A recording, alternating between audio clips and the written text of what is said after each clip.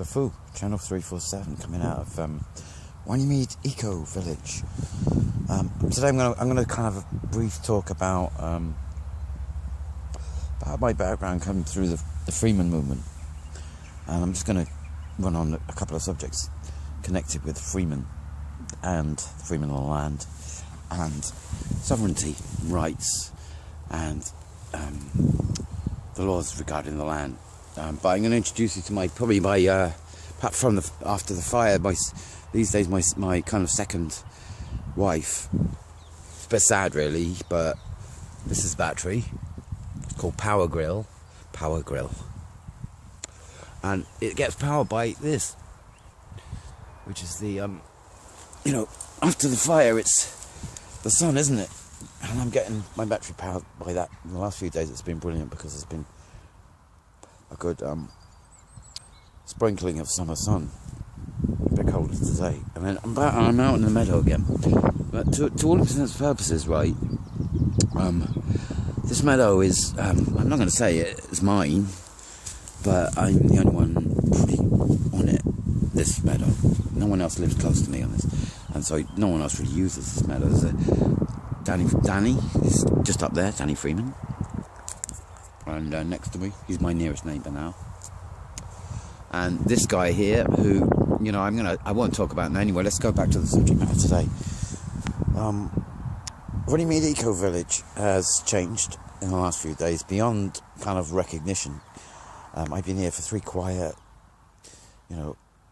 life-changing years on my own with a few other people who've ended up living here, about 30 or 40 of us on the hill, permanent eco villages on the outskirts of London, very close to, you guessed it, again, Her Majesty's service and operations, land grab, which they do quite well up by. The Queen owns, I think it's more land than anyone else in the whole world. After 7 years of any land that's kind of up for question, they claim it and they get it.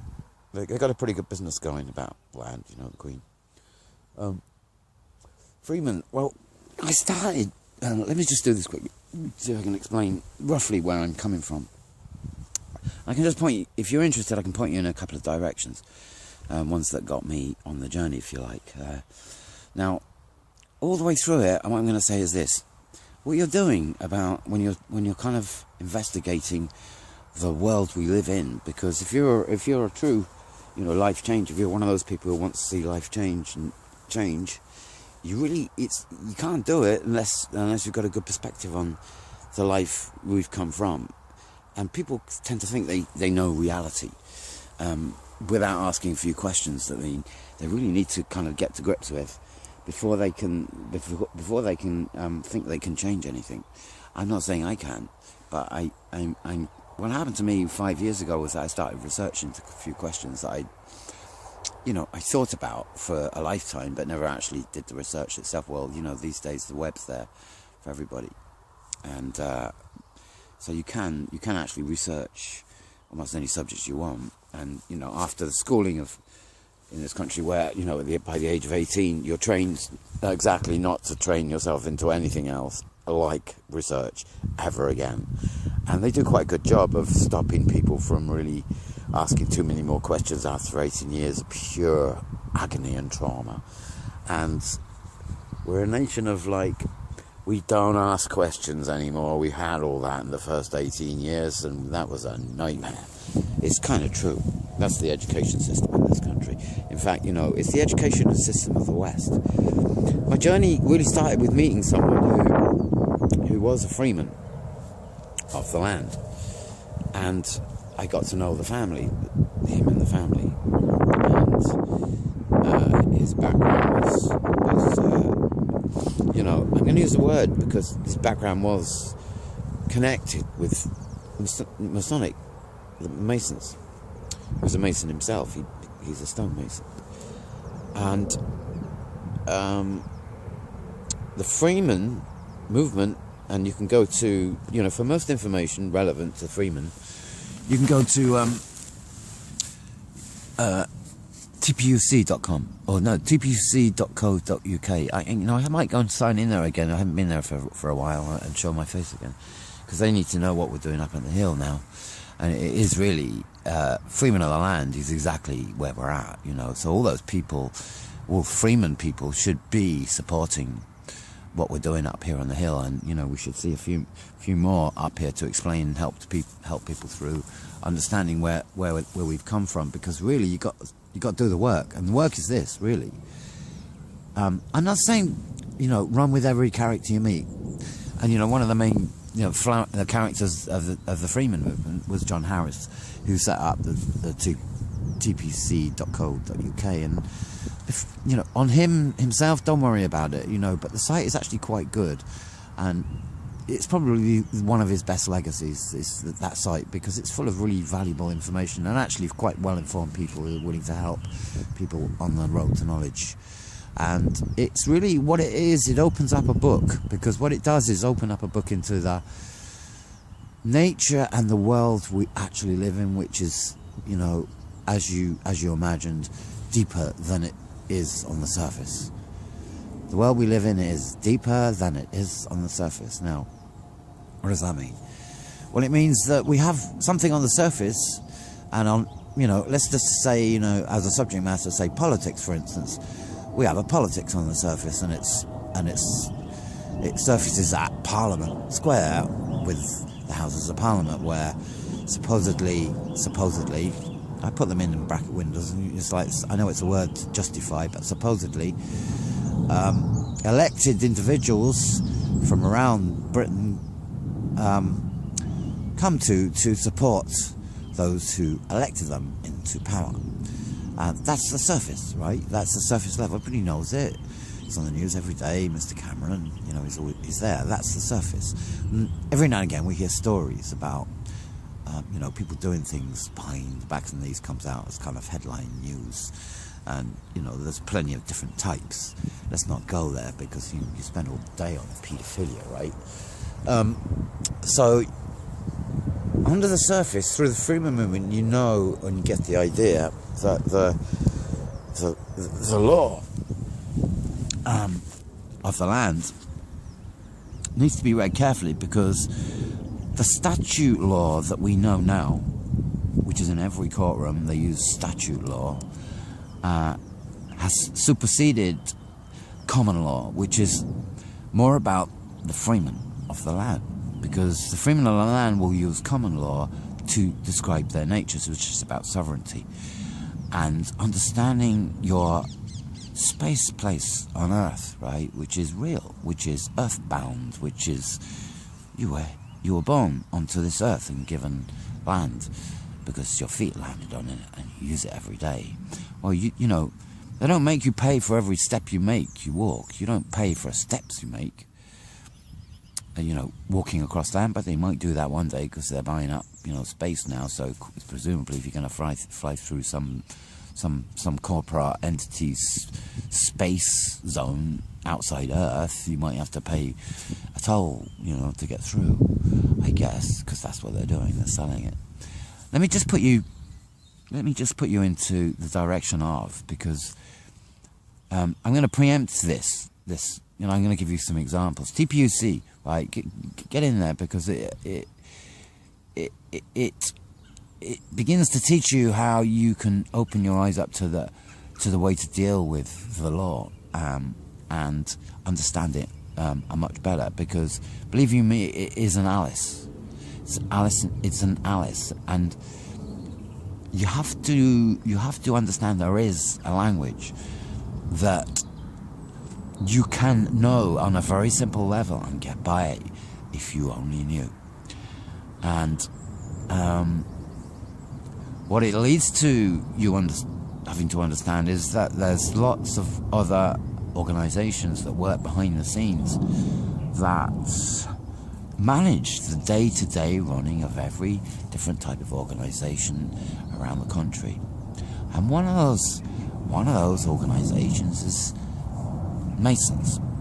And the Masons have been around for a long time. They carry a deeper knowledge of well, I'm going to call it religion, but they carry a deeper knowledge of religion and its effect on society than most people think. And because they have that knowledge and they're trained in it, then their information level is one above those people who have never done the work.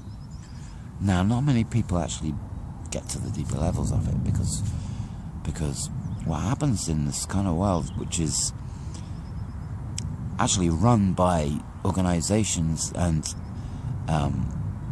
the mechanics of the Masonic world that has, mastered it, so that because people don't know, because they're in ignorance, then the higher knowledge is going to win out in terms of control and running people's lives in almost every way you can imagine. Now, you're going to have to marry science and religion and the cult all together, because this combined knowledge is within the hands of the higher realms of the Masonic world, which is a pyramid structural hierarchical system of power, which it's kind of worth understanding. So they say, here's two guys. No, three. Can I give you three people that helped me along the way? Because the first one's Neil Kramer, right? And it's worth checking him out. He's not a freeman, but he's more of a philosopher, and he's someone who has done basic work in the same work that Freeman would have done, or anyone who starts studying, what systems lie underneath the surface of things.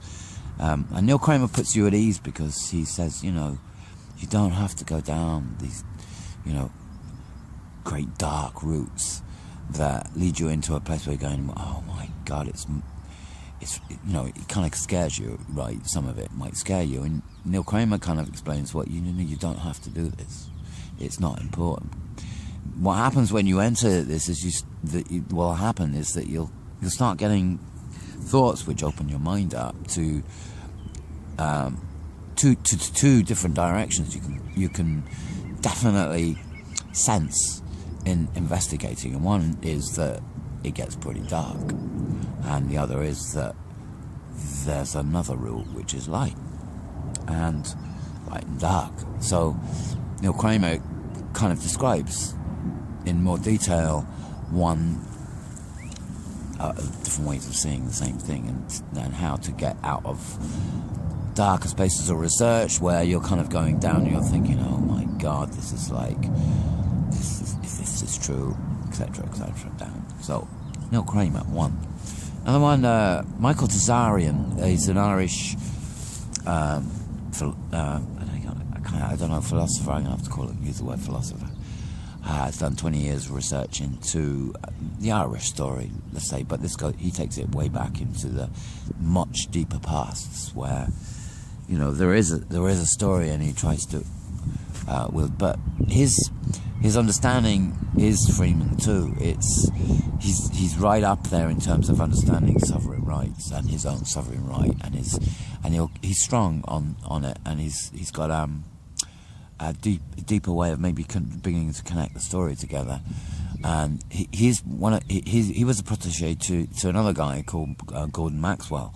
Now, Gordon Maxwell's an American, and it's worth checking him out, right? He does a symbology for you, and he'll open up the courtroom and get you to understand the courtroom before, and it's the merchandise coming in to port, and that it needs a contract of certificate of birth thing, right, which is the courtroom or ship coming into harbour, and the certificate it needs to birth, which is the same as a woman giving birth to a baby that comes down the canal to be birthed, and then needs a certificate of birth. Merchandise, right? That's what you've got to kind of get your mind to. The whole thing is about merchandising.